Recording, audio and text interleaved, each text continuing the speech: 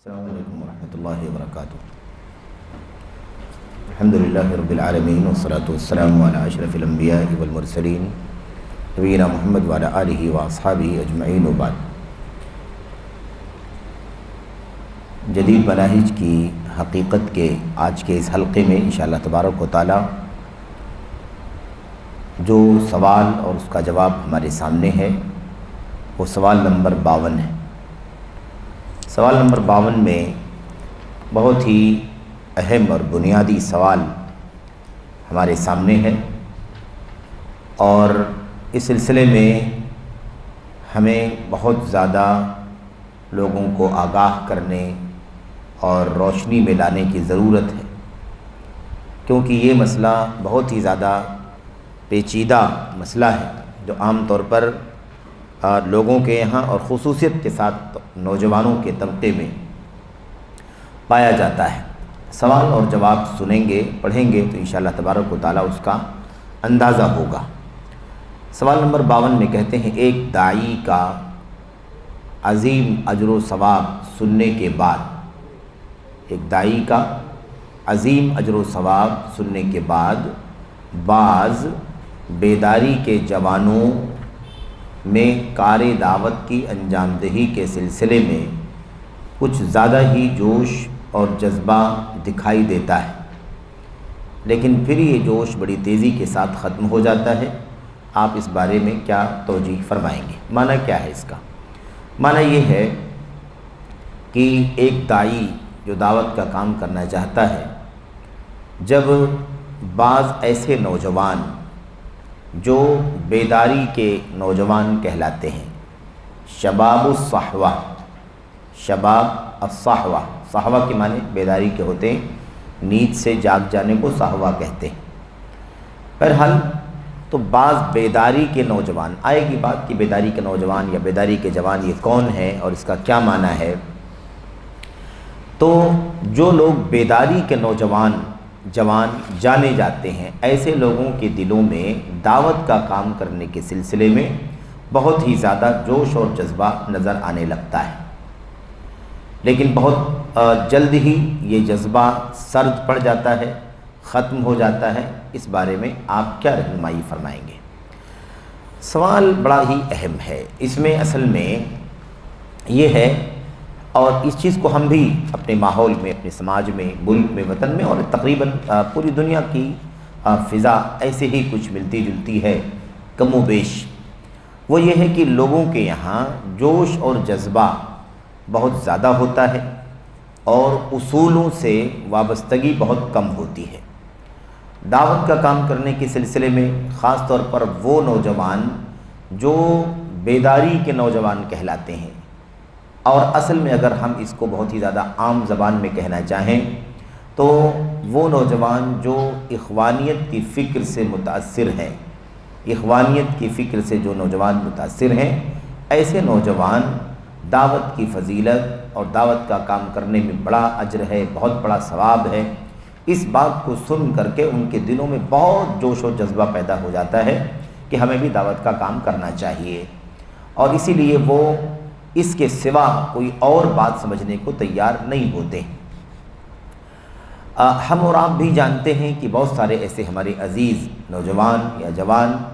ہماری علمی مجلسوں میں حاضر ہوتے ہیں، لیکن جب ان کے سامنے اس طرح کی کوئی بات آتی ہے کہ میں علم کا کام کرنے کے لیے صرف جوش اور جذبہ نہیں چاہیے، بلکہ علم کا کام کرنے کے لیے اصولی طور پر علمی گہرائی ہونی چاہیے، علم کا ہتھیار ہونا چاہیے، علم کی روشنی ہونی چاہیے، بصیرت ہونی چاہیے،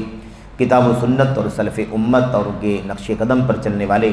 علماء کی شاگردی ہونی چاہیے، تاکہ اچھی طرح سے اصول و ضابطوں کو سمجھیں، حالات اور ظروف میں ایک داعی کو کس طرح سے، ایک عالم کو کس طرح سے اپنی ذمہ داری ادا کرنی چاہیے، اس کا علم اس کے پاس ہو۔ یہ اصولی چیز سب سے پہلے ہونی چاہیے۔ لیکن جب وہ یہ سنتا ہے کہ نہیں، علم حاصل کرنا زیادہ ضروری ہے اور علم حاصل کرنا سب سے بڑا کام ہے، دعوت کا کام بعد میں آتا ہے، تو وہ ایک طرح سے مایوس سا ہونے لگتا ہے، اور اس کا چونکہ یہ بات اس کے اس جذبے کے خلاف ہے یا اس کے اس جذبات کے خلاف ہے جو اس کے یہاں پائی جاتی ہے، یا جو جذبہ اس کے یہاں پایا جاتا ہے، تو وہ اسے پسند نہیں کرتا۔ اور وہ یہ سوچتا ہے کہ ہم تو دعوت کا کام کرنا چاہتے ہیں اور ہمیں بار بار علم حاصل کرنے کے لیے کہا جاتا ہے، بصیرت ہونی چاہیے، یہ بات کہی جاتی ہے، جبکہ ہم چاہتے ہیں دعوت کا کام کریں۔ اسی لیے آپ نے دیکھا ہوگا بعض نوجوان ہمارے بیچ میں بھی اور اطراف و جوانب میں بھی، قریب میں دور میں، یہ فضا بنانے کی کوشش کرتے ہیں کہ دعوت کا کام کرنے کے لیے اور لوگوں تک اللہ تبارک و تعالیٰ کا پیغام پہنچانے کے لیے علم کی ضرورت نہیں ہے یا علماء کی ضرورت نہیں ہے، بلکہ جس کے پاس تھوڑا بہت مطالعہ ہو یا وہاں سے کچھ سیکھ لے وہ یہ کام کر سکتا ہے۔ اور پھر بعض نوجوان اپنی حد سے زیادہ نادانی کی وجہ سے اور اسی جذبات، اسی جوش اور جذبے کی وجہ سے اس حد تک بھی تجاوز کر چکے ہیں، کر رہے ہیں کہ وہ یہ بھی باور کرانے کی کوشش کر رہے ہیں کہ دعوت کا کام کرنے کے لیے علماء کی کوئی ضرورت نہیں ہے، بلکہ یہ کام ہر ایک کر سکتا ہے، اور اس کے لیے ادھر ادھر کی دلیلیں۔ اور ہم نے عرض کیا کہ دعوت کا کام کرنے کے لیے علم کی ضرورت ہے، کیونکہ داعی دراصل عالم ہوتا ہے، دعوت دراصل علم کی بنیاد پر ہے، اور داعی وہی ہو سکتا ہے جو علم والا ہو۔ علم کے بغیر دعوت ناممکن ہے، بلکہ اس کا فساد، اس کے بہت معمولی فائدہ جس کو سمجھا جاتا ہو اس سے کہیں زیادہ بڑھا ہوا ہے۔ تو جب اتنی موٹی بات نہیں معلوم ہے تو ایسے دلائل جمع کر کے ثابت کرنا کہ دعوت کا کام کرنے کے لیے علماء کی ضرورت نہیں ہے، یہ بہت عام سی بات ہے۔ اب ظاہر سی بات ہے کہ بعض آیتوں کو کوٹ کرنا اور اس کے بعد اس کے عموم سے کوئی اپنی بات نکال لینا، ادھر ادھر کے اقوال سے کوئی اپنی مقصد کی چیز نکال لینا، یہ بھی اہل بدعت کا طریقہ ہے، نفس پرستوں کا طریقہ ہے کہ اپنی مفاد کی بات کو لے لینا، بلکہ اپنی مفاد کی باتوں کو ہی تلاش کرنا، اپنی مفاد کی باتوں کو ثابت کرنے والے اقوال تلاش کرنا، سلف سے خلف تک لوگوں کے اقتباسات تلاش کرنا تاکہ اپنا مدعا ثابت ہو جائے۔ یہ عام طور پر نفس پرستوں کا، ہوا پرستوں کا، عقلانیوں کا اور ایسے ہی کہہ لیجیے اہل بدعت کا ایک عام شیوا ہے۔ اہل سنت کا کی یہ علامت ہے کہ اہل سنت حق کو دلیلوں سے پہچانتے ہیں، حق کو دلیلوں سے پہچانتے ہیں، حق کو دلیل کی روشنی میں دیکھتے ہیں، جبکہ اہل بدعت کا طریقہ یہ ہے کہ وہ پہلے اپنے نقطۂ نظر کو طے کر لیتے ہیں اور اس کے بعد اپنے مقصد کو ثابت کرنے کے لیے دلیلوں سے اپنا مقصد کشید کرنے اور ثابت کرنے کی کوشش کرتے ہیں، چاہے وہ کسی بھی راستے سے، کسی بھی طریقے سے ثابت ہو سکتا ہو، اسے ثابت کرنے کی کوشش کرتے ہیں۔ تو حق دلائل سے پہچانا جاتا ہے، نہ یہ کہ بات پہلے طے کر لی جائے اور اس کے بعد اس کے لیے دلائل تلاش کیے جائیں۔ تو یہ عام بات ہے۔ تو یہ جو نوجوانوں کا طبقہ ہے جن کے ہاں جوش اور جذبہ اور ان کے ہاں بہت زیادہ کہہ لیجئے کہ اس سلسلے میں اچھل کود تک کی حد تک ان کے یہاں کہہ لیجئے کہ سرگرمی پائی جاتی ہے، اور ہم یہ بھی نہیں کہتے کہ ان کی نیت نہیں صحیح ہے، بالکل ان کی نیت درست ہو سکتی ہے، وہ مخلص ہو سکتے ہیں اپنے جذبے میں، لیکن ظاہر ہے کہ اخلاص کافی نہیں ہے،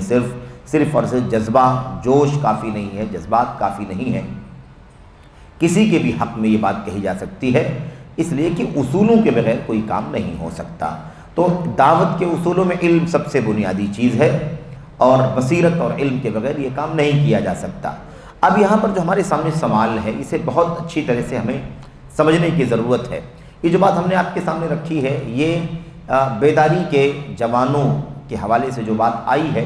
اس کی ایک شق ہے، اس کا ایک گوشہ ہے، ایک پہلو ہے جو آپ کے سامنے رکھا گیا۔ یہاں پر جو بات ہے وہ بات اور زیادہ وسیع پیمانے پر ہے، یعنی دراصل اس فرقے کی بات یہاں پر ہو رہی ہے جس فرقے کی طرف سے جو کچھ کہہ لیجئے کہ سرگرمی دکھائی دیتی ہے، اس سرگرمی کو یہ لوگ بیداری کہتے ہیں، اور اس سے جڑنے والے نوجوانوں کو بیداری کے نوجوان کہتے ہیں، اور یہ ثابت کرنا چاہتے ہیں کہ جب سے ہمارا فرقہ یا ہماری جماعت وجود میں آئی ہے، تب سے امت کے اندر بیداری پیدا ہو گئی ہے۔ امت سو رہی تھی، اب امت جاگی ہے، امت مردہ تھی، اب زندگی آئی ہے، اس طرح سے یہ ثابت کرنا چاہتے ہیں۔ اب آپ دیکھیں کہ اولاً تو یہ بات خود اپنے آپ میں درست نہیں ہے، غلط ہے کہ کوئی آج کی کسی فرقے یا آج کی کسی تنظیم کو یہ کہے کہ جب سے ہمارا وجود ہوا ہے تب سے امت بیدار ہو گئی ہے، یا جب سے ہمارا وجود ہوا ہے تب سے امت زندہ ہو گئی ہے، یہ ایسے ہی غلط ہے، کیونکہ ظاہر سی بات ہے کہ آج ہم 14 صدیاں، 14 بہاریں الحمدللہ کہہ لیجئے کہ 14 صدیوں کی بہاریں ہم دیکھ رہے ہیں الحمدللہ۔ توحید و سنت کا یہ مشن چل رہا ہے، کامیابی کے ساتھ چل رہا ہے، اور ہر طرح کی آزمائشوں سے گزرتے ہوئے آج بھی یہ مشن جاری ہے اور قیامت تک جاری رہے گا، جیسا کہ نبوی پیشین گوئی اس سلسلے میں موجود ہے۔ پھر اس کے بعد دوسرا جو پہلو ہے وہ یہ ہے کہ یہ جو فرقہ الاخوان المسلمون ہے، حسن البنا کی جو جماعت ہے، حسن البنا کا قائم کردہ فاؤنڈ کردہ جو فرقہ ہے، ان کے افکار و نظریات کیا ہیں، کس چیز پر یہ چلتے ہیں اور کس چیز کو یہ بیداری کہہ رہے ہیں، یہ بہت زیادہ غور کرنے کی چیز ہے کہ بیداری ان کے ہاں کیا ہے،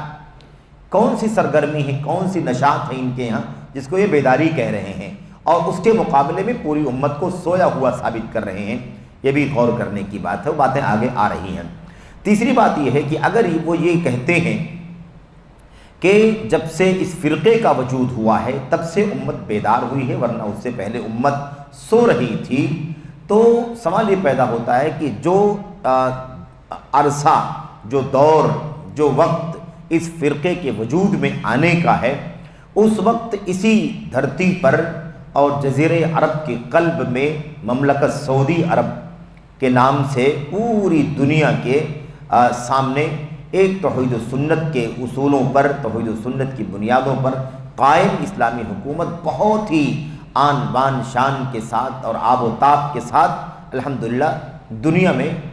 تھی اور آج بھی قائم ہے۔ اور اس وقت جس وقت فرقے اخوان المسلمون کا وجود ہوا، اس وقت تو سعودی حکومت الحمدللہ بہت ہی زیادہ کہہ لیجئے کہ مستعدی کے ساتھ، اور اتنے سارے جو مسائل اس وقت سعودی حکومت کے خلاف پروپیگنڈے اور سازشیں وغیرہ کی جا رہی، اس طرح کا ماحول بھی نہیں تھا، بلکہ بہت ہی پرامن ماحول بھی سعودی حکومت کے میں سعودی حکومت اور سعودی عرب کے علماء، وہاں کے دعات، وہاں کی اسلامی منسٹری پوری دنیا کے اندر الحمدللہ توحید و سنت کا کام کر رہی تھی، اور جزیرہ عرب میں ایک ملک خالص توحید و سنت کی بنیاد پر قائم تھا۔ یہ اسی وقت کی بات ہے جب یہ فرقہ وجود میں آیا ہے، اس وقت یہ الحمدللہ حکومت موجود تھی۔ ایسے موقع پر یہ کہنا کہ امت سو رہی تھی جب یہ فرقہ ہمارا وجود میں آیا تب امت بیدار ہوئی ہے، یہ کس قدر خلاف واقع بات ہے، جس کو ہم جھوٹ کہتے ہیں۔ اس کا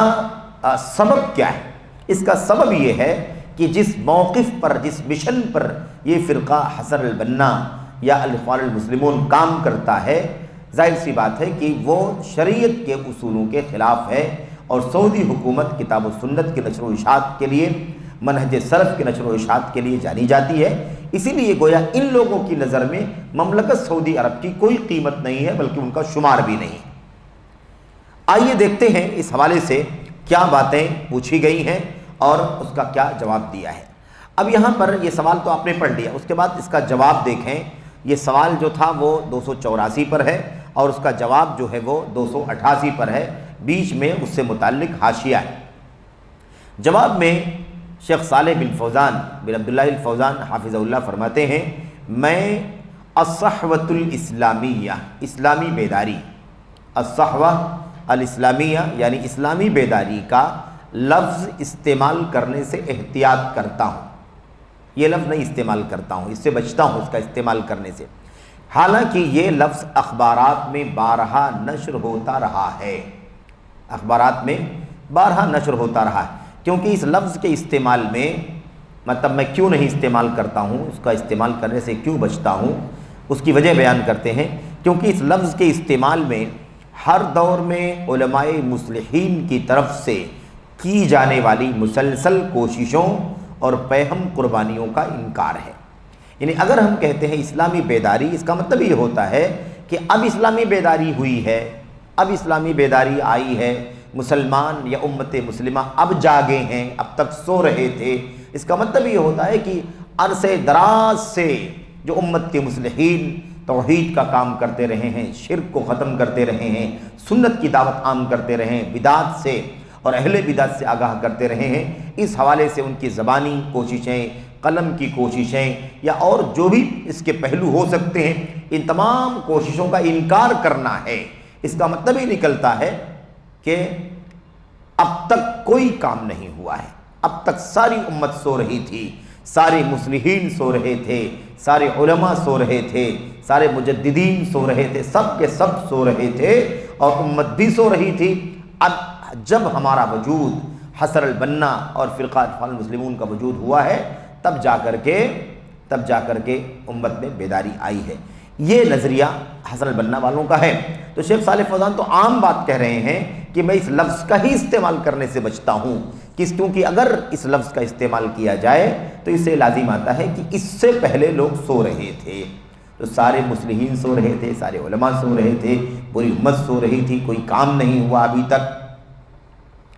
یہ کس قدر خطرناک چیز ہوگی، کیونکہ امت کے علماء ہر دور میں، ہر زمانے میں زبان قلم کے ذریعے سے کام کرتے رہے ہیں، اور عملی جہاد کی ضرورت بھی اگر آئی ہے تو حق کا دفاع کرنے کے لیے، باطل کی تردید کرنے کے لیے وہ کام بھی انہوں نے کیا ہے۔ دنگے فساد نہیں کیے ہیں، صحیح معنوں میں جہاد جس معنی میں کتاب و سنت کے اندر ہے وہ جہاد الحمدللہ امت کے علماء نے کیا ہے، ہر دور میں کیا ہے۔ تو بہرحال کہتے ہیں اسی لیے میں یہ لفظ استعمال کرنے سے بچتا ہوں۔ نیز اس امت کے نیک باقیات کا بھی انکار ہے، اس امت کے اندر باقیات صالحات بھی تو ہے، یعنی قدیم زمانے سے لے کر کے امت کے اندر اتنے سارے کام ہوئے ہیں، اتنی ساری ہے نا دعوتی کوششیں، تعلیمی کوششیں، تربیتی کوششیں، اصلاحی کوششیں ہوئی ہیں، قلم کی، زبان کی، کتنی بڑی بڑی عالم اسلام کے مکتبات بھرے ہوئے ہیں امت کے علماء کی تحریروں کے ذریعے سے، ان کے شروعات کے ذریعے سے، ان کی دعوتی کوششوں کے ذریعے سے بھری پڑی ہوئی لائبریریاں۔ اس کا انکار لازم آتا ہے۔ یہ باقیات ہیں، یہ نیک باقیات ہیں۔ ایسے اتنے سارے علماء پیدا ہوئے، طلباء پیدا ہوئے، شاگردان پیدا ہوئے، یہ سب کام کر رہے ہیں، اور جو دنیا کے اندر دعوت توحید کی کوششوں کا، سنت کی کوششوں کا جو ثمرہ اور نتیجہ دکھائی دیتا ہے، یہ سب کیا ہے؟ یہ سب باقیات صالحات ہے، جس کو نیک باقیات کہا گیا، اچھی باقی رہنے والی چیزیں۔ کہتے ہیں یہ ساری چیزیں ہیں، لیکن اگر ہم کہتے ہیں کہ امت اب بیدار ہوئی ہے تو اس کا مطلب یہ ہوتا ہے کہ ہم پچھلی ساری باقیات کا انکار کر رہے ہیں۔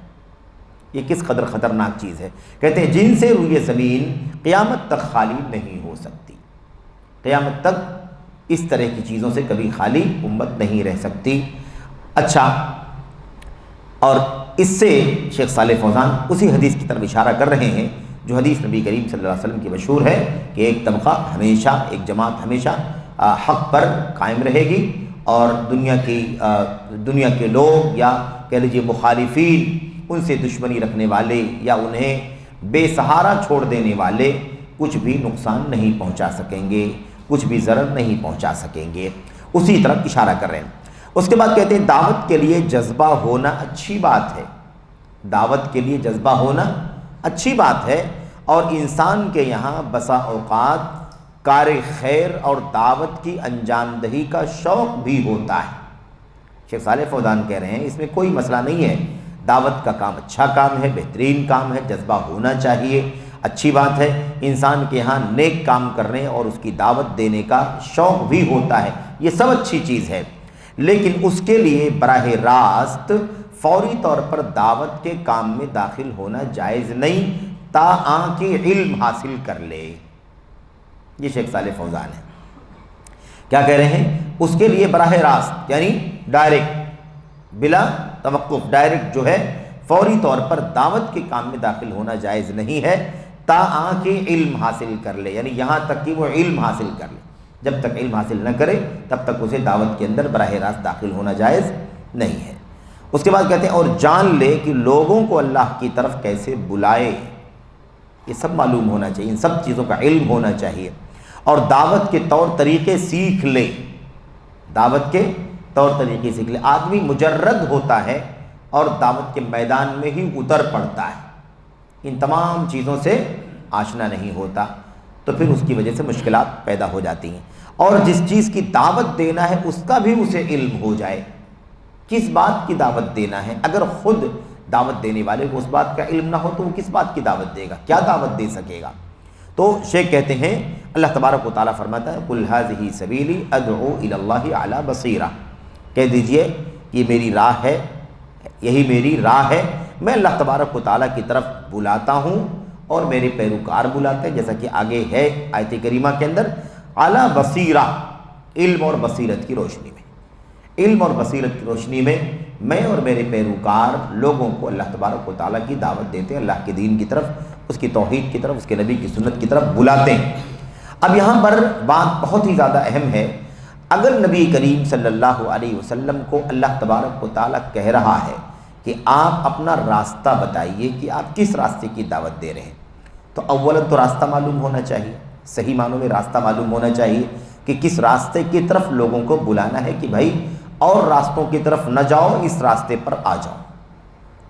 اس کے بعد اللہ تبارک و تعالیٰ کی طرف بلانا ہے، کسی فرقے کی طرف، کسی نظریے کی طرف، کسی سٹینڈ کی طرف، کسی موقف کی طرف، کسی جھنڈے کی طرف، کسی سٹیج کی طرف بلانا جائز نہیں ہے۔ کوئی فرقہ نہیں، کوئی شخصی نظریہ نہیں، کوئی ذاتی نظریہ نہیں، کوئی کہہ لیجئے کہ سلف کی راہ سے ہٹ کر کے کوئی راہ نہیں، بلکہ اللہ کی طرف بلانا ہے۔ پھر علی بصیرہ، علم کی روشنی میں بلانا ہے۔ اللہ تبارک و تعالی نبی سے کہہ رہا ہے کہ آپ اعلان کیجئے، آپ اعلان کیجئے کہ میرا راستہ یہ ہے اور میرا مشن یہ ہے کہ میں اللہ کی طرف بلاتا ہوں، اور میرا مشن یہ ہے کہ میں یہ سارے کام علم کی روشنی میں کرتا ہوں۔ اللہ کے نبی صلی اللہ علیہ وسلم کو علم دیا گیا، آپ دعوت کا کام کر رہے تھے، کیا آپ نے، اللہ تبارک و تعالیٰ کی امانت اللہ کے بندوں تک پہنچائی، ایسے ہی نہیں چھوڑا گیا، بلکہ نبی کو یہ بھی کہا گیا کہ آپ امت کے درمیان اس بات کا اعلان کیجئے کہ یہ کام میں علم کی روشنی میں کر رہا ہوں اور میرے پیروکار بھی علم کی روشنی میں یہ کام کر رہے ہیں۔ تو علم اور بصیرت بہت زیادہ ضروری ہے، اس کے بغیر یہ کام نہیں ہو سکتا، کیونکہ اللہ تبارک و تعالیٰ اس میں اعلان کروا رہا، یعنی علم کی روشنی میں۔ کہتے ہیں لہٰذا جاہل آدمی کار دعوت کے لائق نہیں ہے، جس کے پاس علم نہیں ہے وہ دعوت کے کام کے لائق نہیں ہے۔ داعی کے پاس علم بھی ہونا چاہیے، سب سے پہلے اخلاص ہونا چاہیے، صبر اور تحمل ہونا چاہیے، اور حکمت بھی اس کے پاس ہونی چاہیے جس کے ذریعے سے وہ دعوت دے سکے۔ اسی طرح اس کا دعوت کے طریقوں سے واقف ہونا اور رسول اللہ صلی اللہ علیہ وسلم کے لائے ہوئے دعوت کے مناہج سے آگاہ ہونا بھی ضروری ہے۔ دعوت کا راستہ کیا ہے، دعوت کا منہج کیا ہے، دعوت کا اصول کیا ہے۔ آج اگر اس راستے کو چھوڑ دیا جائے، اس شرط کو ہٹا دیا جائے کہ دعوت کے اپنے مناہج ہیں، دعوت کا اپنا منہج ہے، روشن راستہ ہے جس پر چل کر کے دعوت دینا ہے، اگر یہ شرط ہٹا دی جائے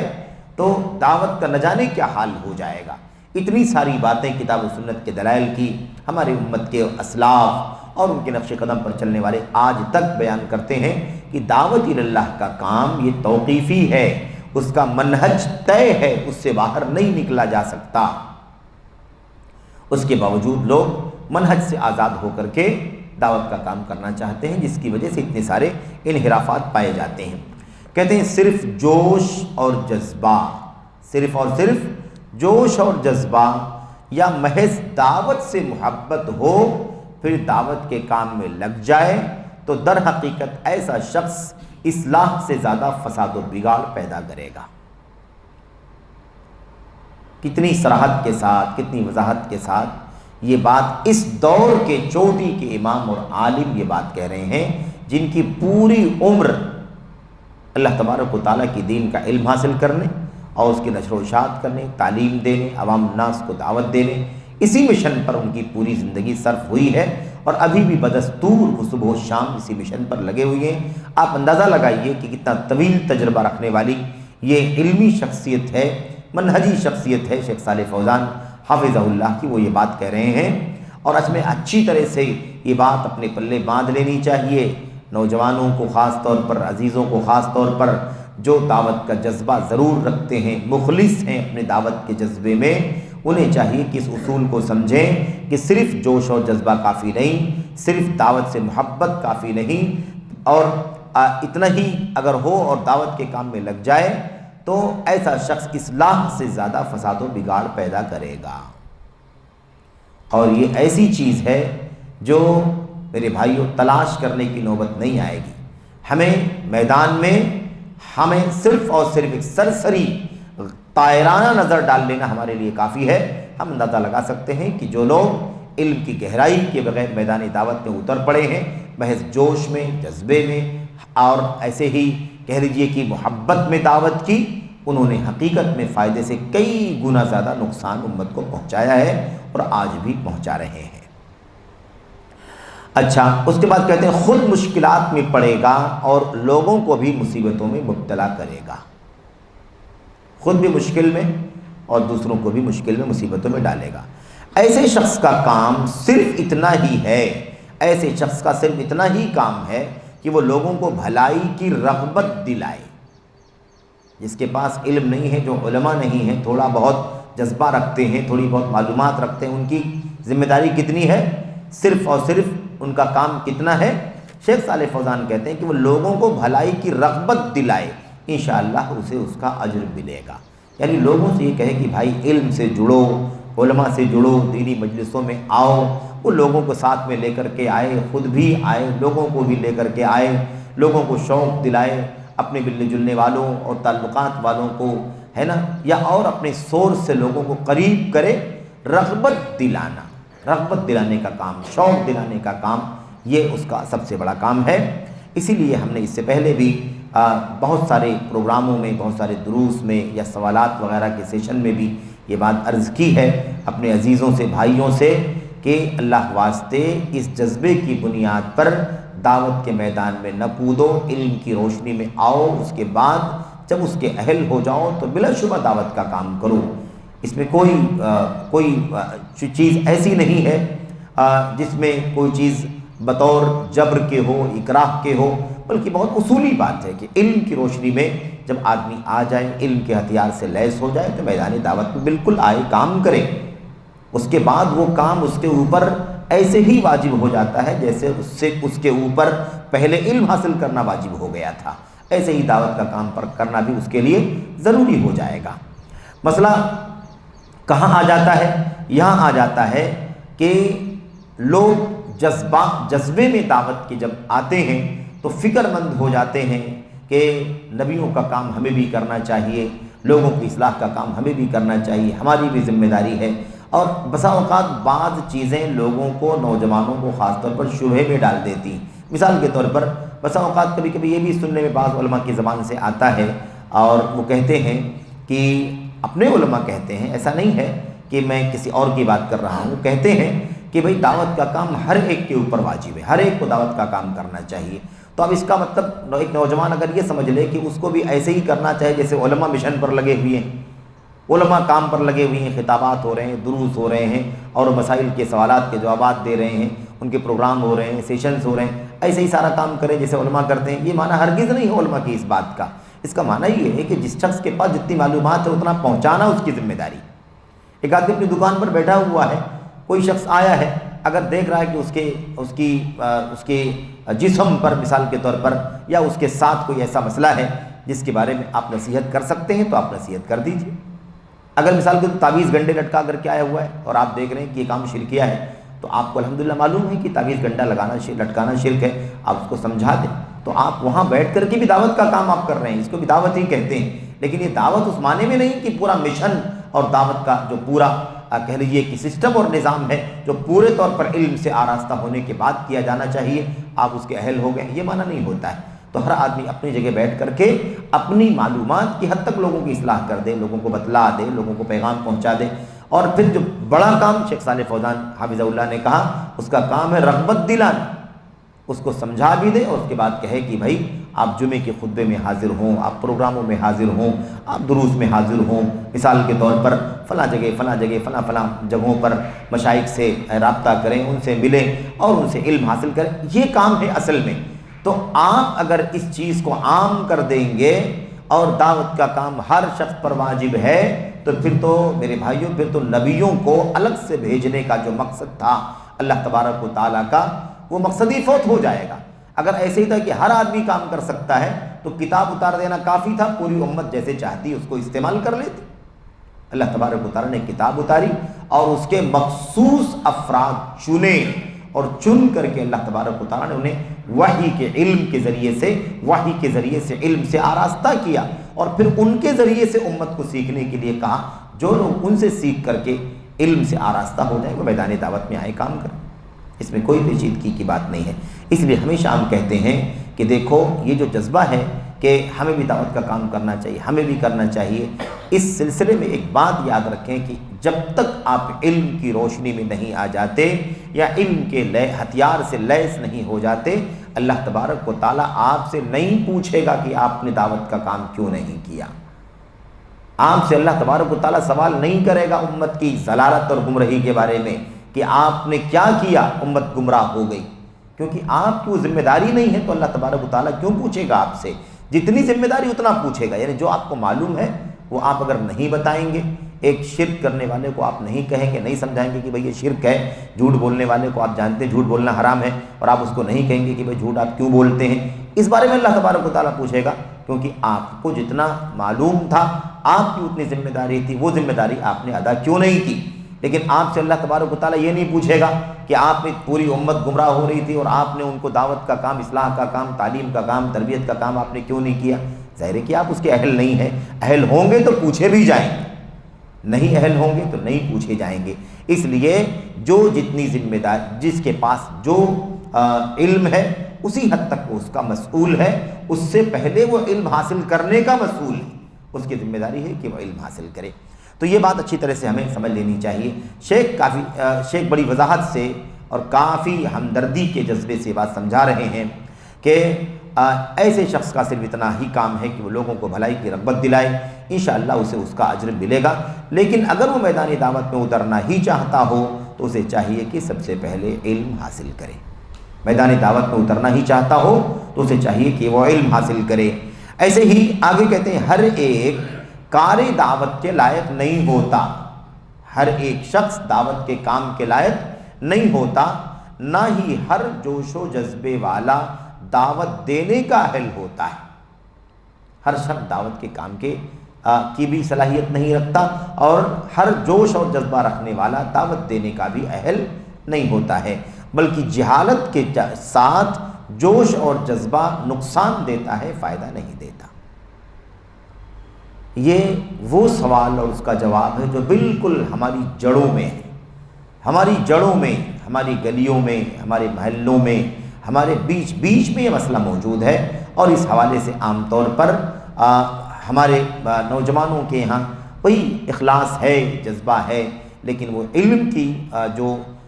دولت ہے یا علم کا جو ہتھیار ہے اس سے لیس ہونے کے معاملے میں وہ سنجیدہ نہیں ہوتے، اور وہ سمجھتے ہیں کہ ہمارا کام اب یہی ہے کہ ہم دعوت دینا شروع کر دیں۔ اچھا، یہ شیخ صالح فوزان حافظ اللہ کا جواب ہے۔ یہاں پر ہمیں یہ دیکھنا ہے کہ اس کے حاشیے میں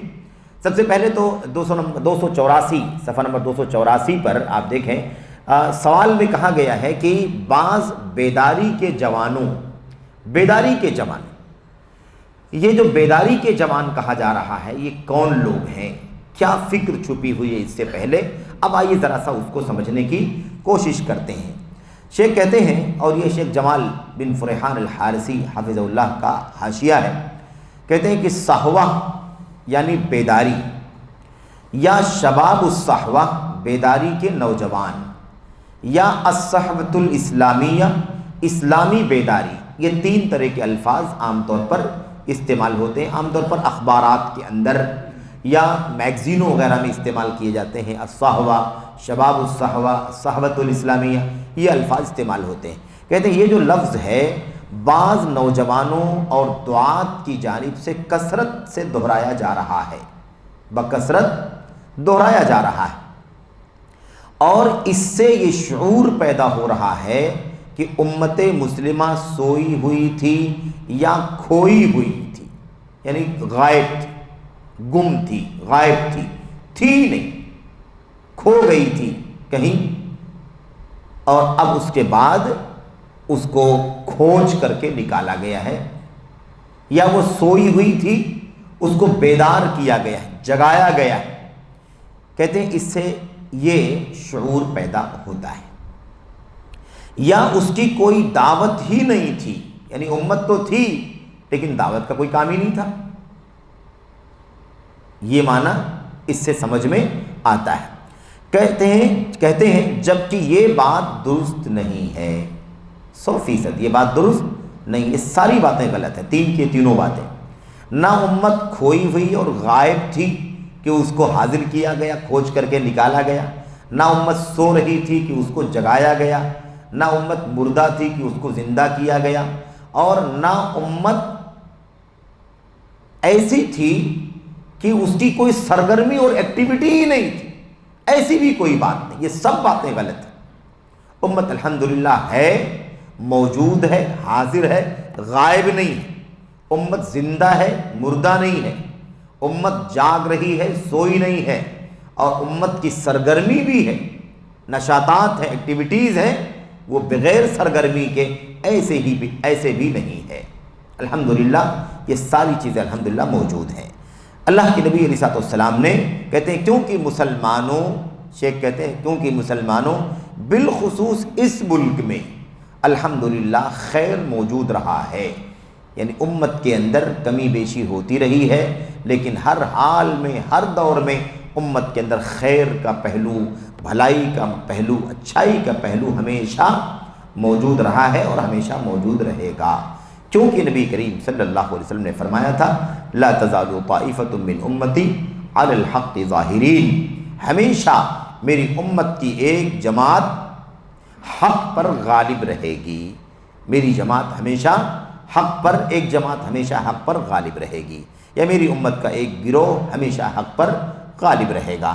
ایسے ہی نبی کریم صلی اللہ علیہ وسلم کا ارشاد ہے لا تجتمع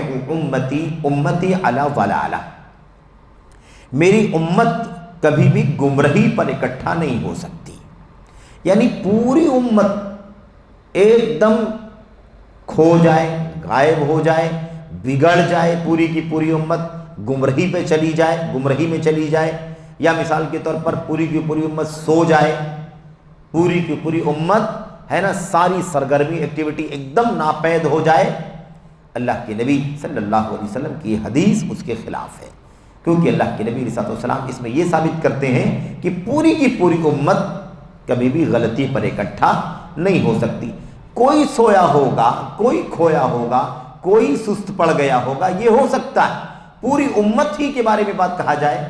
یہ بات کہی جائے، یہ درست نہیں، یہ کہنا چاہتے ہیں۔ تو یہ تو عام بات ہے، انسانی زندگی کا تقاضا ہے، انسانی طبیعت، انسانی مزاج میں چیز شامل ہے کہ کبھی چستی آتی ہے، کبھی سستی آتی ہے، کبھی سرگرمی بڑھتی ہے، کبھی کم ہوتی ہے، لیکن ایسا کبھی نہیں ہو سکتا ہے کہ پوری کی پوری امت کیا ہو جائے، پوری کی پوری امت اپنے فرض منصبی کو بھول جائے اور سو جائے یا کھو جائے یا کوئی سرگرمی اس کی نہ رہے، ایسا نہیں ہو سکتا ہے۔ کہتے ہیں اور امت محمدیہ صلی اللہ علیہ وسلم ہمیشہ سے بیدار اور قائم ہے، امت محمدیہ صلی اللہ علیہ وسلم ہمیشہ سے بیدار اور قائم ہے، اور علماء ربانی نسلاً بعد نسل ہر زمانے میں موجود رہے ہیں، ربانی علماء سے کبھی یہ دنیا خالی نہیں رہی ہے اور نہ رہ سکتی۔ تو الحمدللہ ہر دور میں، ہر زمانے میں، ہر نسل در نسل ہے نا کیا ہے، ہر زمانے میں موجود رہے ہیں، کوئی بھی دور عالم بلکہ علماء کرام سے خالی نہیں رہا ہے، یعنی شیخ کہتے ہیں کہ عالم سے خالی نہیں رہا ہے، عالم ہی نہیں علماء سے خالی نہیں رہا ہے، ایک وقت میں بہت سارے علماء ہر دور میں، ہر زمانے میں رہے ہیں، گرچہ کہ نشیب و فراز آتا رہا ہے، نشیب و فراز آتا رہے گا، اس میں کوئی شک نہیں ہے، اور بات لمبی نہ ہو جائے اس لیے وہ باتیں ہم نہیں چاہتے یہاں پر ذکر کریں کہ انبیاء علیہ السلام کی تاریخ اگر آپ دیکھ لیں، ہمارے اور آپ کے نبی تو آخری نبی ہیں محمد صلی اللہ علیہ وسلم، لیکن آپ سے پہلے جو انبیاء دنیا میں آئے ان کی امتیں اور ان کا دور، ان کا زمانہ اور کس طرح کے حالات سے انبیاء کرام علیہ السلام گزرے، کب کب کس کس نبی کو بھیجا گیا، اس وقت امتوں کی کیا حالت ہو چکی تھی، یہ سب اگر ہم پڑھیں گے تو ہمیں اچھی طرح سے معلوم ہوگا کہ نشیب و فراز تو آتا رہا ہے، نشیب و فراز پہلے بھی آتا رہا ہے اور یہ چیز ہمیشہ ہوتی رہے گی، لیکن کسی وقت پوری کی پوری امت سو جائے، کوئی سرگرمی نہ ہو، ایسا کبھی بھی نہیں ہو سکتا ہے۔ کہتے ہیں کہ علماء کرام سے کبھی بھی کوئی زمانہ خالی نہیں رہا ہے. اگر ہم اس کے برخلاف کہیں گے یعنی یہ کہیں گے کہ امت سو رہی تھی، علماء کام نہیں کر رہے تھے، کوئی سرگرمی نہیں تھی، یا امت کھوئی ہوئی تھی، غائب تھی، اگر اس طرح کی بات ہم کہیں گے، جیسا کہ اسلامی بیداری کے نوجوان ہے نا، یا ایسے ہی بیداری کی بات کہنا کہ اب فلاں زمانے میں امت بیدار ہوئی ہے، یہ بات اگر کہیں گے تو کہتے ہیں کہ نعوذ باللہ ایسا کہنے کے نتیجے میں حدیث رسول صلی اللہ علیہ وسلم کے جھٹلانے والے ٹھہریں گے، حدیث رسول کو جھٹلانے والے قرار پائیں گے، جنہوں نے صحیح حدیث میں فرمایا ہے لا تزال طائفة من امتی قائمة بامر اللہ لا يضرهم من خذلهم ولا من خالفهم حتى یأتی امر اللہ وهم ظاہرون علی الناس. اللہ کے نبی علیہ السلام کی حدیث بار بار آئی ہے کہ سارے مخالفین کے باوجود بھی امت کی ایک جماعت ہر دور میں ہر زمانے میں قائم رہے گی. اچھا، اس کے بعد دیکھیے اگلے پیراگراف میں 285 پہ، یقیناً جو لوگ صحوہ بیداری کی بات کرتے ہیں اور اس کی تاریخ بتلاتے ہیں، وہ مصر میں فرقہ الاخوان المسلمون کے مؤسس اور اس کے مرشد یعنی رہنما گائیڈ کرنے والے حسن البنا کے ہاتھوں اس کے قیام و آغاز سے بتلاتے ہیں. جو لوگ بیداری کی بات کر رہے ہیں وہ کب سے بیداری کی بات کر رہے ہیں؟ جب سے حسن البنا کی الاخوان المسلمون نامی جماعت یا الاخوان المسلمون نامی فرقے کا وجود ہوا ہے مصر میں، تب سے بیداری پیدا ہوئی ہے، یہ ثابت کرنا چاہتے ہیں.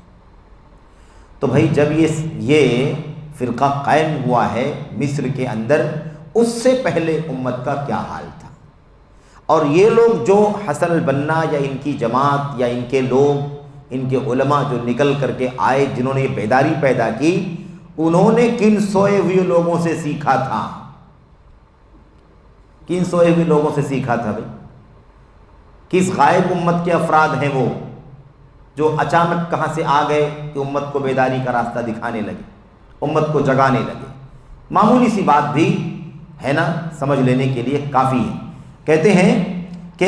یہ بات، اب یہ اصل میں یہی بہت بڑا مغالطہ ہے، یہی ثابت کرنے کی کوشش کی جا رہی ہے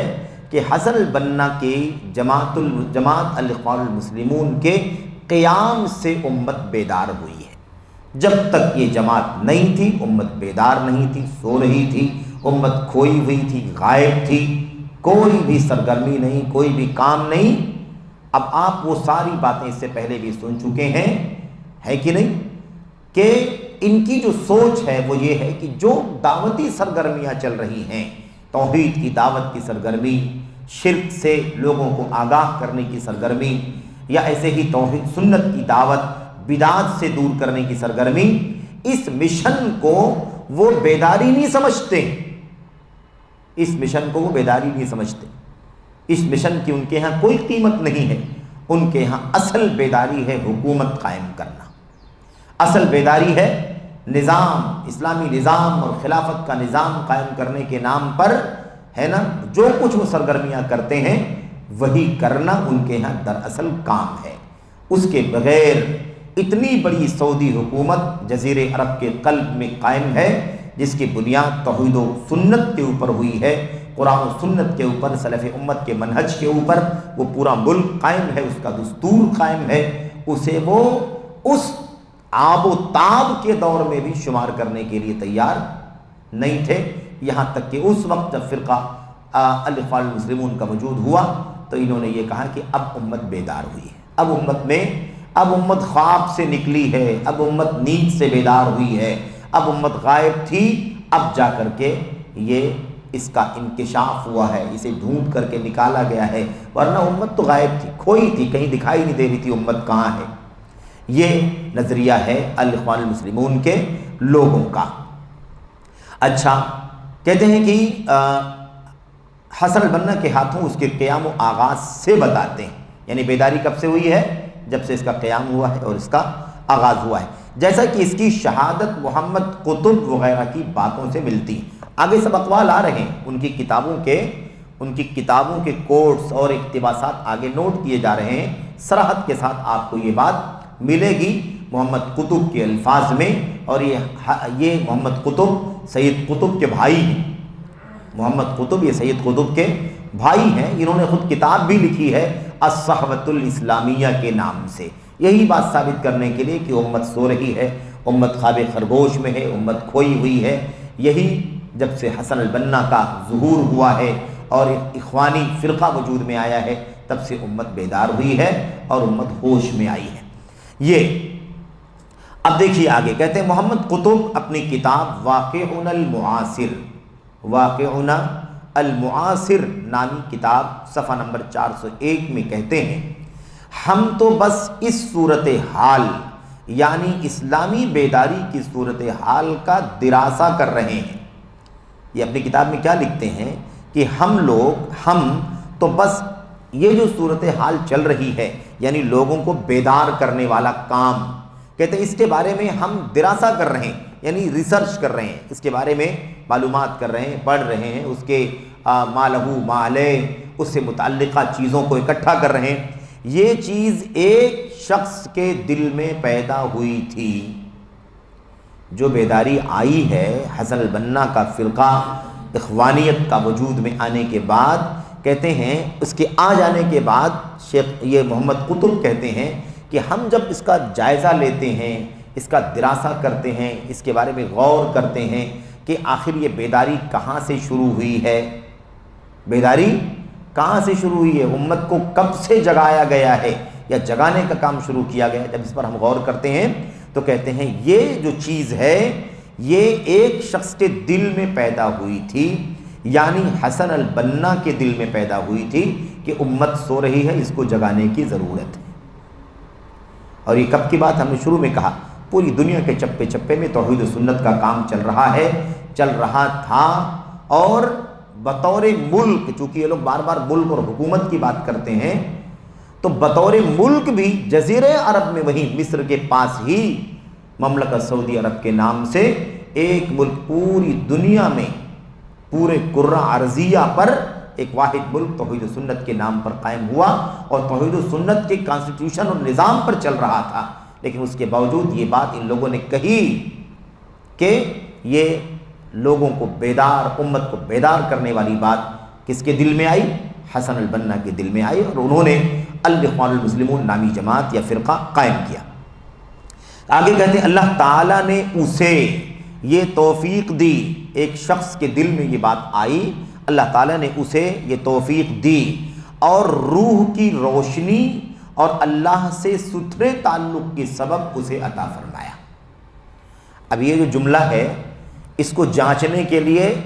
ہے نا حسن البنا کا عقیدہ جو آپ لوگوں نے پڑھا ہے مصر میں، پورا صوفیت کا عقیدہ، شرک کا عقیدہ، تصوف کا عقیدہ، قبروں پر جانا، مزاروں پر جانا، پیدل چل چل کر کے ہے نا کئی کلومیٹر ہے نا مزاروں کا مطلب کہہ لیجئے کہ اور آستانوں کا کی زیارت کرنا، اور دمنہور جو مصر کا علاقہ ہے وہاں پر بزرگوں کی قبروں کے پاس جانا، میلاد منانا، میلاد کی جشنوں میں شریک ہونا، اور اس کے اندر شرکیہ اشعار وغیرہ پڑھنا، یہ ساری باتیں آپ لوگوں نے اس سے پہلے بھی پڑھا ہے، بار بار اس کو دہرانے کی ضرورت نہیں ہے، اور کسی جگہ پر پھر اس سے متعلق کچھ چیزیں لکھی ہوئی آئیں گی تو آپ پڑھیں گے، وہ چیزیں آپ یاد کریں، اپنے ذہن میں لائیں، اور اس کے بعد یہ جملہ محمد قطب صاحب کا پڑھیں، دیکھیں کہتے ہیں اللہ تعالیٰ نے یہ امت کو بیدار کرنے کا جذبہ کس کے دل میں ڈالا تھا؟ حسن بنا کے، اور یہ توفیق دی تھی ان کو اللہ تبارک و تعالیٰ نے۔ کیوں توفیق دی تھی؟ کہتے ہیں روح کی روشنی، یعنی روح جو تھی حسن بنا کی بہت منور تھی، ان کی روح منور تھی، ان کی روح میں روشنی تھی، اس لیے اللہ تعالیٰ نے انہیں اس بات کی توفیق عطا فرمائی۔ اچھا، اور اللہ سے ستھرے تعلق کے سبب، ایک آدمی صوفیت کی راہ پر، شرک کی راہ پر چل رہا ہے، اور یہ بات کہی جا رہی کہ اللہ سے ستھرے تعلق کے سبب پر۔ اب آپ بتائیے، غور کریں کہ اس طرح کے جملے بھی تصوفی کی زبان سے نکل سکتے ہیں، یہ انداز تصوف کا انداز ہے۔ کس نے دیکھا دل منور تھا؟ آدمی کی تحریروں سے، آدمی کی تقریروں سے، اس کے مشن سے، ہے نا، اس کی سرگرمیوں سے پتہ چلتا ہے کہ آدمی کا عقیدہ مشن کیا ہے۔ ہم دیکھ رہے ہیں کہ حسن بنا جو الاخوان المسلمون کے بانی ہیں، فاؤنڈر ہیں، انہوں نے جو خود اپنی کتاب میں باتیں لکھی ہوئی ہیں، ہے نا، مذکرات الدعوہ والداعیہ کے نام سے جو ان کی اپنی کتاب ہے، اس کتاب میں خود جو انہوں نے لکھا ہے یا ان کی جماعت اور فرقے کے لوگوں نے لکھا، اس کو پڑھنے سے خود معلوم پڑتا ہے کہ پورے طور پر تصوف کی راہ پر چلنے والے تھے۔ خروج کی بات، تکفیر کی بات اور پوری امت مسلمہ کو دائرہ اسلام سے نکالنے یا جاہلی معاشرہ کہنے کی بات تو اپنی جگہ پر ہے۔ تصوف کے میرے بھائیوں قبروں اور مزاروں کے اور ایسے ہی شرکی اشعار کے حوالے سے جانے جاتے ہیں اپنی کتابوں کے ہی شواہد کی بنیاد پر۔ ان کے بارے میں کہا جا رہا ہے کہ روح کی روشنی اور اللہ سے سترے تعلق کے سبب اللہ تبارک و تعالیٰ نے ان کے دل میں یہ بات ڈالی تھی، ان کو یہ بات عطا فرمائی تھی۔ میں کہتا ہوں، یہ شیخ جمال کہتے ہیں یہ صوفی تعبیر ہے۔ یہ تعبیر کیسی ہے؟ تصوف کی تعبیر ہے۔ اللہ کا شکر ہے کہ انہوں نے یہ نہیں کہا کہ انہوں نے معروف علماء اور مشائخ سے علم حاصل کیا تھا۔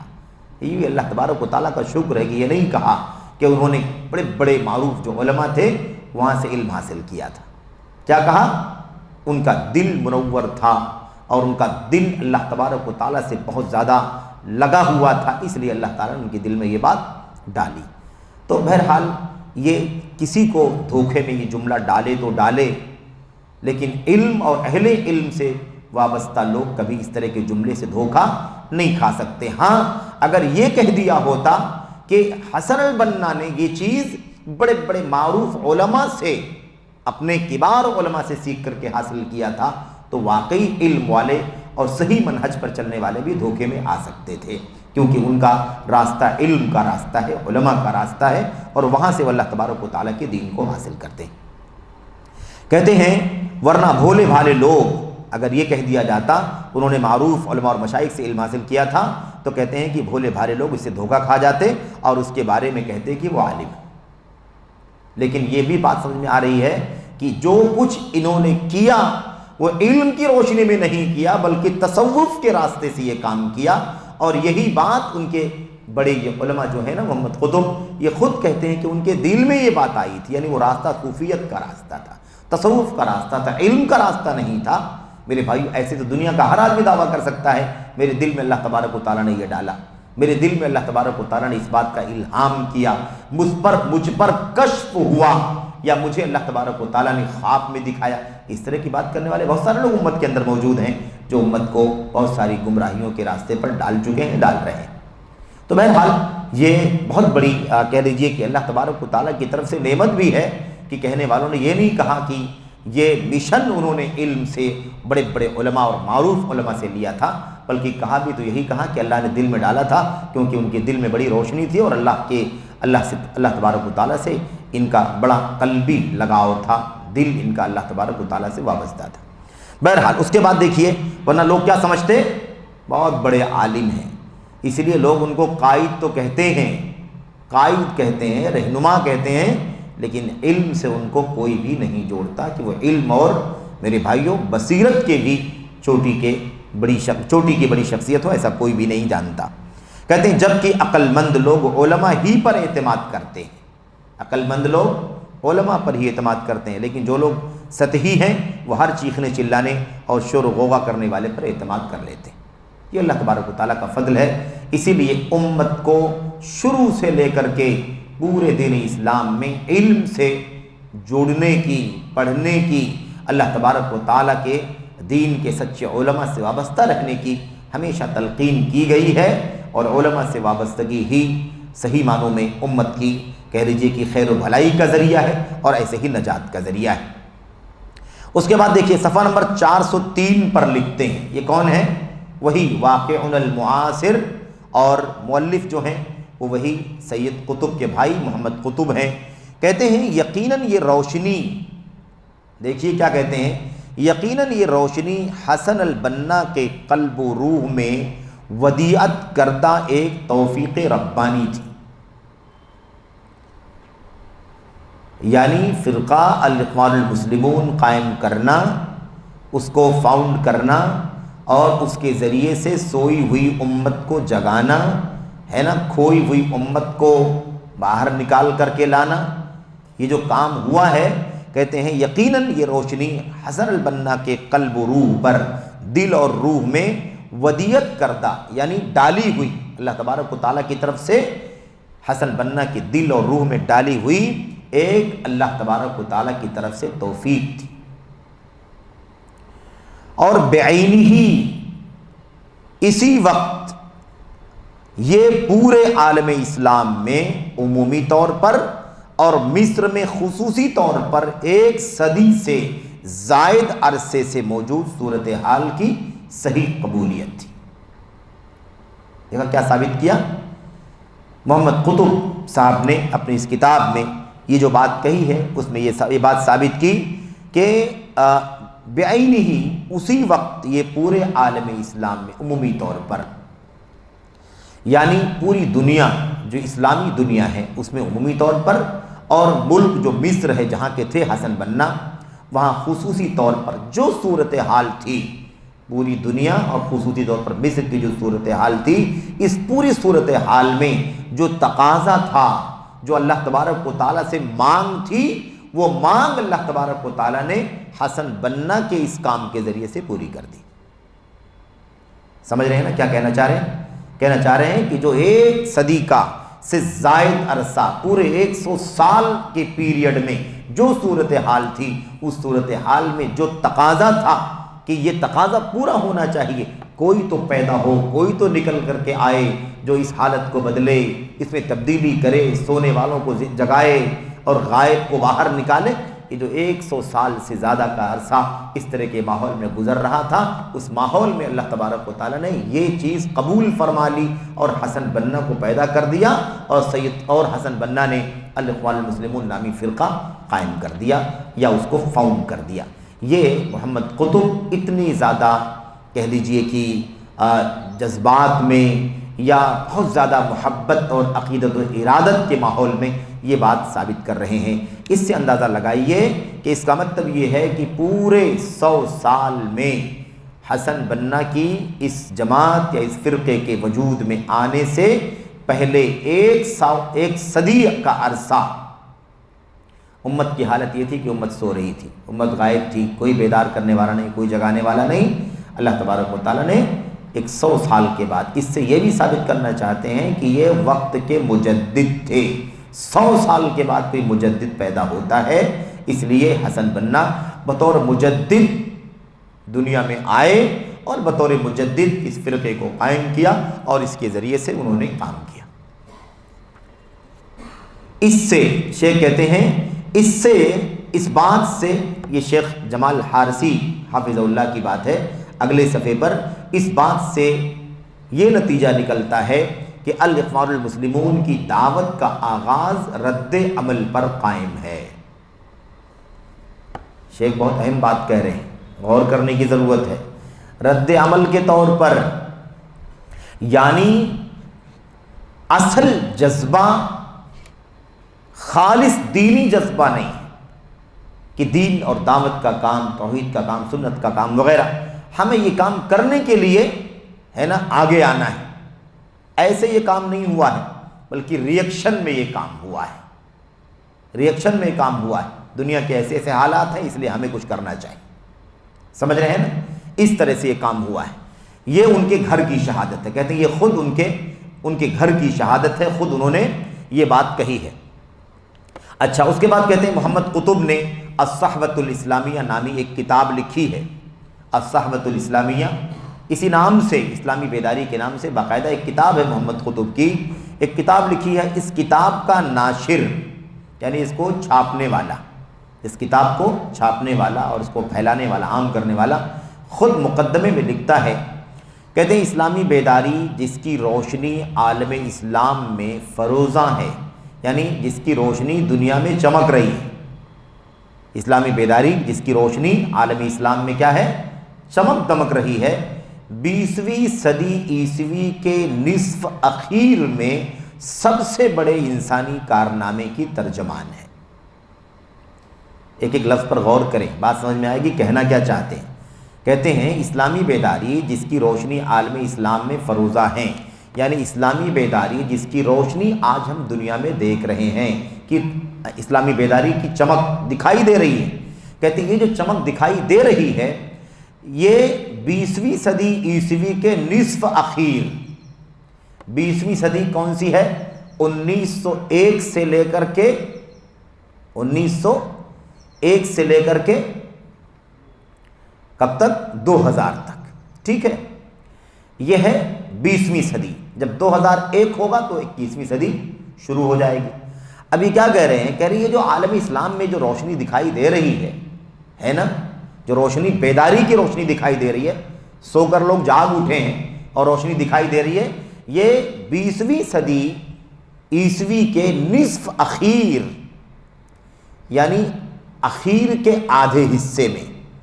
یعنی 1950 کے آگے، یعنی 1951 52 53،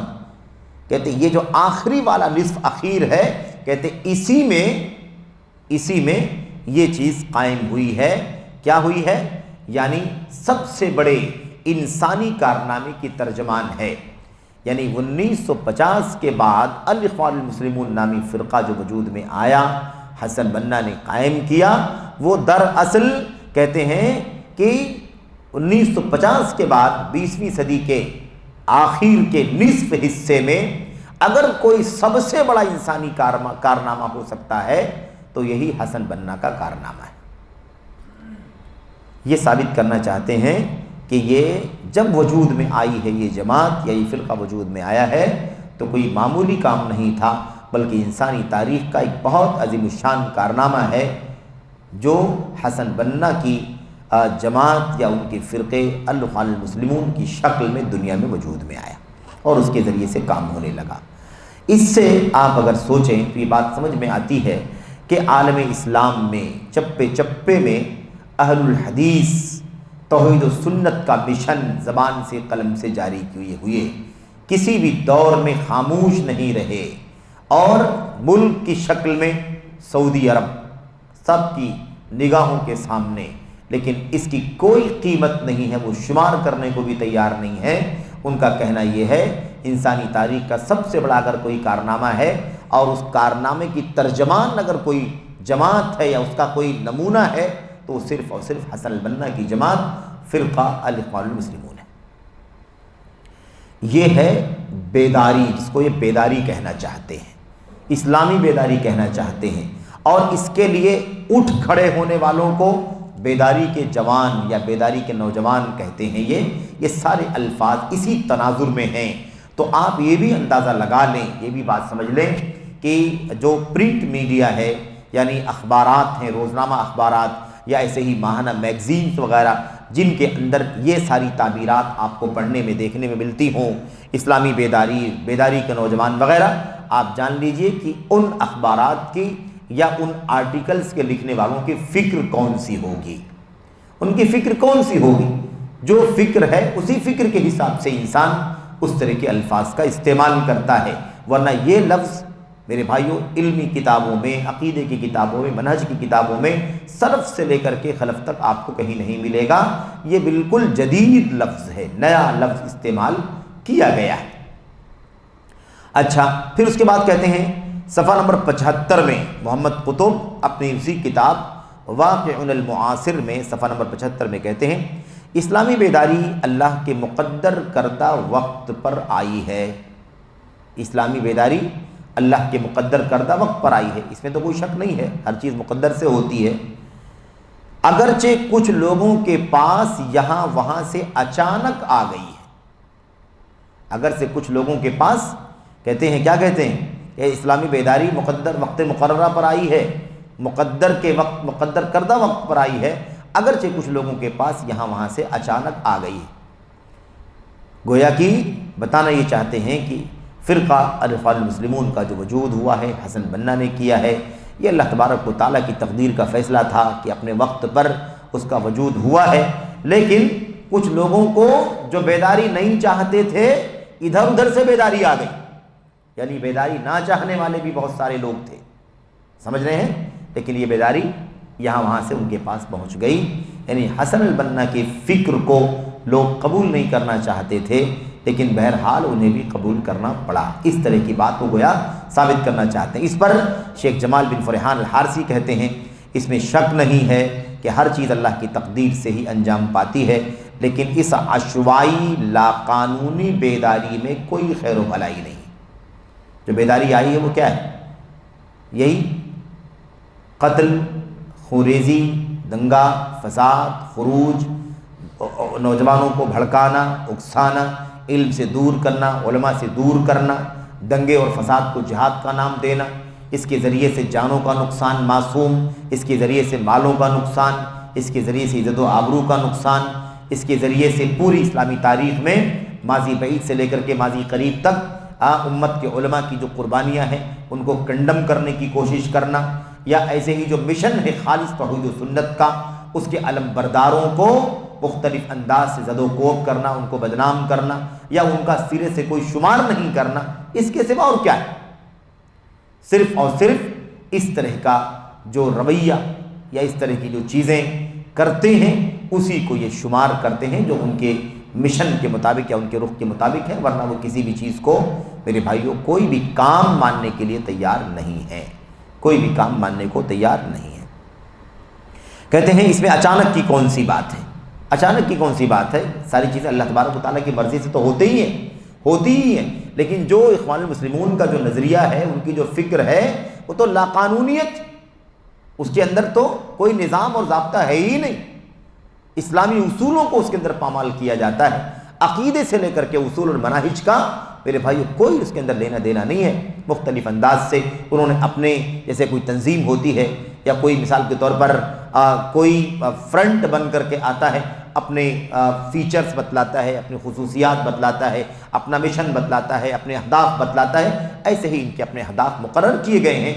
ورنہ میرے بھائیوں اللہ تبارک و تعالیٰ کی کتاب و نبی کی سنت پر صرف امت کی راہ پر اگر کوئی کام کرنا ہے تو اس کے لیے الحمدللہ دنیا کے چپے چپے میں افراد علماء موجود ہیں، اور ملک کی شکل میں دیکھنا ہے تو مملکت سعودی عرب اسی نام پر الحمدللہ قائم ہوا ہے، اور اللہ کے فضل و کرم سے آج بھی اسی نظام پر جو کتاب و سنت کا آئین ہے اسی پر وہ چل رہا ہے۔ رہی بات غلطیوں کی، کوتاہیوں کی، گناہوں کی، تو انسانوں کی بستی میں گناہ ہوتے ہیں، چھوٹے گناہ بھی ہو سکتے ہیں، بڑے گناہ بھی ہو سکتے ہیں، معصوم کوئی بھی نہیں ہے۔ اس سے یہ لازم نہیں آتا ہے کہ ان کے خلاف تلوار اٹھائی جائے، ان کے خلاف ان کے عوام کو اکسایا جائے، یا ان کے خلاف لوگوں کے دلوں میں نفرت ڈالی جائے، یا وہاں کے علماء کو یا وہاں کی دعوتی تعلیمی سرگرمیوں کو کنڈم کرنے کی کوشش کی جائے۔ اس کا کوئی بھی حق کسی کو نہیں پہنچتا ہے، اور یہ انصاف نہیں ہے بلکہ سراسر زیادتی۔ صفحہ نمبر 63 میں محمد قطب کہتے ہیں امام شہید، حسن بنا کو کیا کہتے تھے؟ امام شہید۔ اور آئے کی بات کسی موقع پر کہ مطلب ان کی موت کیسی ہوئی اور کیا کیا ہوا، چونکہ ہم بہت زیادہ سیرت کے موضوع پر بات کرنا ضروری نہیں سمجھتے، سوائے اس پہلو کو جو ان کے عقیدے اور فکر اور منہج سے تعلق رکھنے والی چیزیں اسی پر گفتگو کرتے ہیں۔ تو کہتے ہیں امام شہید حسن البنا کی تحریک اس وقت آئی جب امت اس قسم کی غفلت اور بے حسی میں سو رہی تھی۔ امت سو رہی تھی، یعنی پوری امت کو کیا کہتے ہیں؟ پوری امت غفلت اور بے حسی میں سو رہی تھی، سوائے اس کے جس پر اللہ رحم فرمائے۔ یعنی اگر کوئی بچا ہے تو یہی لوگ بچے ہیں جن پر اللہ تبارک و تعالیٰ کا رحم ہو گیا، ورنہ پوری امت غفلت اور بے حسی میں سو رہی تھی۔ انہیں جگانے کا کام حسن البنا کی جماعت، حسن البنا کی تحریک جب وجود میں آئی ہے تب سے انہیں جگانے کا، بیدار کرنے کا کام ہوا۔ اچھا، ایسے ہی صفحہ نمبر 96 میں تحریک کا منہج اور طریقہ اس عنوان سے، تحریک کا منہج اور اس کا طریقہ اس عنوان سے لکھتے ہیں اس وقت میدان دعوت میں سرگرم جماعتیں، اس وقت یہ سید محمد قطب کی بات چل رہی، سید قطب کے جو بھائی ہیں، اس وقت میدان دعوت میں سرگرم جماعتیں تحریک کے واجب الاتباع منہج کے بارے میں اختلاف کر رہی ہیں۔ محمد قطب اعتراض کر رہے ہیں کہ اس وقت میدان دعوت میں جو جماعتیں سرگرم ہیں، ہے نا، تحریک کے واجب الاتباع، یعنی تحریک یعنی یہی حسن البنا کی جماعت فرقہ الاخوان المسلمون، یہ جو تحریک ہے کہتے ہیں اس تحریک کے واجب الاتباع منہج، یعنی ان کا جو منہج ہے اس کی پیروی کرنا ضروری ہے، اس کے بارے میں اختلاف کر رہی ہیں وہ جماعتیں جو آج کل میدان میں کام کر رہی ہیں۔ اچھا، بہرکیف یہ تحریک اسی منہج و طریقے پر کاربند ہے جسے امام شہید حسن البنا نے طے کیا تھا۔ بھائی کون سے اصول ضابطے پر چل رہی ہے جماعت، کون سے منہج و طریقے پر چل رہی ہے؟ جو منہج اور طریقہ حسن البنا امام شہید نے طے کیا تھا اور اسی کی بنیاد پر اپنی جماعت کو قائم کیا تھا، جبکہ میدان عمل میں اس جماعت کے علاوہ دوسری جماعتیں نہ تھیں۔ دیکھا کیا کہا؟ میدان عمل میں اس جماعت کے علاوہ دوسری جماعتیں نہ تھیں۔ کتنی بڑی سچائی کا انکار ہے یہ، کتنی بڑی سچائی کا انکار ہے میدان جماعت میں۔ اچھا، دونوں باتوں کو اسی پیراگراف میں آپ پڑھ کر کے دیکھیں، کہتے ہیں اس وقت میدان دعوت میں سرگرم جماعتیں تحریک کے واجب الاتباع منہج کے بارے میں اختلاف کر رہی ہیں، یعنی تحریک جماعت الاخوان المسلمون کی جو تحریک ہے، اس کا جو واجب الاتباع منہج ہے، اس کو ماننے نہ ماننے کے بارے میں جو میدان میں اس وقت میدان میں، یعنی جب انہوں نے کہی ہے بات، جو جماعتیں سرگرم ہیں دعوت میں وہ اس کو نہیں مان رہی ہیں، لیکن حسن البنا کی جو جماعت ہے وہ جس منہج پر چل رہی ہے اس کا منہج وہی ہے جسے خود حسن البنا نے طے کیا تھا اور اپنی جماعت کو قائم کیا تھا۔ اس وقت میدان عمل میں کوئی بھی دوسری جماعت نہیں تھی۔ بھائی وہ تاریخ اٹھا کر کے اگر کوئی دیکھے کس تاریخ کو حسن البنا کی جماعت قائم ہوئی ہے، مجھے ایگزیکٹ اس وقت میرے ذہن میں نہیں ہے کہ کس سن میں انہوں نے قائم کیا، لیکن 1900 غالباً جیسا کہ آپ نے دیکھا کہ 20ویں صدی کے نصف اخیر میں ہے نا، اسی کے قریب تقریباً غالباً 1349 میں 1348 میں یا 1349 کا دور تھا۔ اس وقت حسن البنا سعودی عرب یعنی مکہ آئے تھے، حج کا موسم تھا، اور اس وقت کے جو حاکم تھے بادشاہ غالباً شاہ سعود رحمۃ اللہ علیہ تھے، ان سے انہوں نے ملاقات کی تھی اور اس وقت ان سے اس بات کی پیشکش کی تھی کہ سعودی عرب میں الاخوان المسلمون کی کوئی فرع، کوئی برانچ قائم کرنے کی پرمیشن دے دیجیے، لیکن شاہ سعود رحمۃ اللہ علیہ نے اس وقت ہی اس فتنے کو بھانپ لیا تھا اور فوراً ہی کہا کون سی جماعت آپ کی برانچ آپ قائم کرنا چاہتے ہیں؟ انہوں نے کہا الاخوان المسلمون کی برانچ۔ الاخوان کے معنی بھائی کے ہوتے ہیں اور مسلمون کا معنی تو ہم جانتے ہیں، الاخوان المسلمون یعنی مسلمان بھائی۔ شاہ سعود رحمۃ اللہ علیہ نے کہا اللہ کے فضل و کرم سے اس ملک میں سعودی عرب میں ہم سب مسلمان بھی ہیں اور ہم سب بھائی بھائی بھی ہیں، ہمیں یہاں پر کسی تحریک کی کسی تنظیم کی کوئی ضرورت نہیں ہے۔ اور اس کے بعد اپنے ذمہ داروں سے کہا اخرجوا ھذا الرجل فإنه صاحب فتنہ، اس شخص کو یہاں سے باہر لے جاؤ، باہر نکالو، کیونکہ یہ فتنہ پیدا کرنا چاہتا ہے، فتنے کا آدمی ہے، فتنے والا آدمی۔ بہرحال میرے بھائیوں وہ بات آئے گی انشاءاللہ تبارک و تعالیٰ، اس کے حوالے بھی آئیں گے کہ کہاں اسے بیان کیا گیا ہے اور کس نے یہ بات کس دور میں اور کب یہ بات کہی گئی تھی۔ خیر، اس بات کا انکار کرنا کہ کوئی جماعت نہیں تھی دوسری سوائے حسن البنا کی جماعت کے، یہ سراسر جھوٹ ہے۔ الحمدللہ سعودی حکومت قائم تھی اور دنیا کے چپے چپے میں توحید و سنت کا مشن عام تھا۔ یہ اور بات ہے کہ ان کے مشن کے مطابق، الاخوان المسلمون کے مشن کے مطابق کام نہیں کیا جا رہا تھا، اس لیے انہوں نے کسی کو بھی شمار نہیں کیا ہے، بلکہ ساری جماعتوں کے بارے میں کہا ہے کہ اس وقت کوئی جماعت نہیں تھی۔ میں پوچھتا ہوں، یہ شیخ جمال بن فرحان کہتے ہیں، میں پوچھتا ہوں اس ملک سعودی عرب اور دیگر ممالک میں قائم دعوت کہاں گئی؟ یہ کہتے ہیں کوئی جماعت قائم نہیں تھی، ہے نا، کوئی دوسری جماعت نہیں تھی، کہتے ہیں سعودی عرب اور دیگر ممالک میں قائم دعوت کہاں گئی جو اس وقت اپنے اوج قوت و شوکت پر تھی، یعنی بہت شان و شوکت پر دعوت چل رہی تھی، اس دعوت کو انہوں نے کہاں چھپا دیا؟ کیوں اس کا نام نہیں لیا؟ کیوں اس کے بارے میں نہیں کہتے؟ کیوں ماننے کو تیار نہیں ہے؟ وہ دعوت کہاں گئی؟ کہتے ہیں اس وقت شان و شوکت پر تھی اور آج بھی ہے، اور تمام مسلمان اس کے بابرکت میوے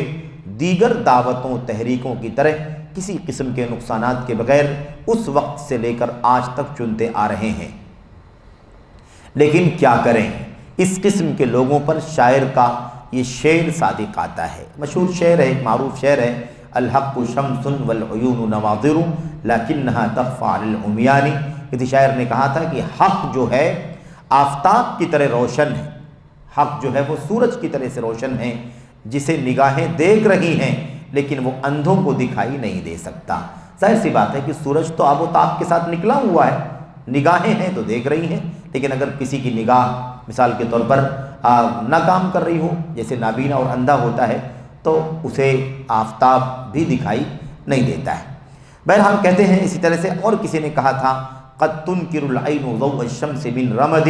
وینکر الفم طعم الماء من سقم۔ کہتے ہیں بسا اوقات آنکھ آشوب کے سبب آفتاب کی روشنی کا انکار کرتی ہے، یعنی آنکھ میں تکلیف، جو آشوب جانتے ہیں نا، جب آنکھیں سرخ ہو جاتی ہیں، پانی جاری ہو جاتا ہے، اس کو آشوب کہتے ہیں۔ کہتے ہیں کہ بسا اوقات آنکھ آشوب کے سبب آفتاب کی روشنی کا انکار کرتی ہے، یعنی آفتاب کی روشنی کو نہیں مانتی، اور منہ بیماری کے باعث پانی کے مزے کا انکار کرتا ہے۔ تو ایسے ہی ہو سکتا ہے، ورنہ سعودی عرب اتنا بڑا ملک جو توحید و سنت کی بنیادوں پر قائم ہوا اور پوری شان و شوکت کے ساتھ پوری دنیا میں اپنی خدمات بکھیر رہا ہے، اس کا انکار کیا جا رہا ہے۔ کتنے افسوس کی بات ہے، یہ دراصل بڑی ہی افسوس کی بات ہے جسے شیخ یہاں پر ذکر کر رہے ہیں۔ بہرحال یہ جو بات ہے ابھی لمبی ہے، اور میں سمجھتا ہوں کہ جو اگلا جو حصہ باقی بچا ہے اسے انشاءاللہ تبارک و تعالی ہم لوگ اگلے سیشن میں مکمل کر لیں گے۔ یہاں پر یہ گفتگو مکمل یہیں پر ختم کی جا رہی ہے۔ اللہ سے دعا کرتے ہیں کہ اللہ تبارک و تعالی ہمیں اور آپ کو اسلامی بیداری کے نام سے جو کہہ لیجئے کہ فکرہ الاخوان المسلمون کی طرف سے نوجوانوں کے بیچ میں، دنیا والوں کے بیچ میں تحریروں کے ذریعے سے، کتابوں کے ذریعے سے، یا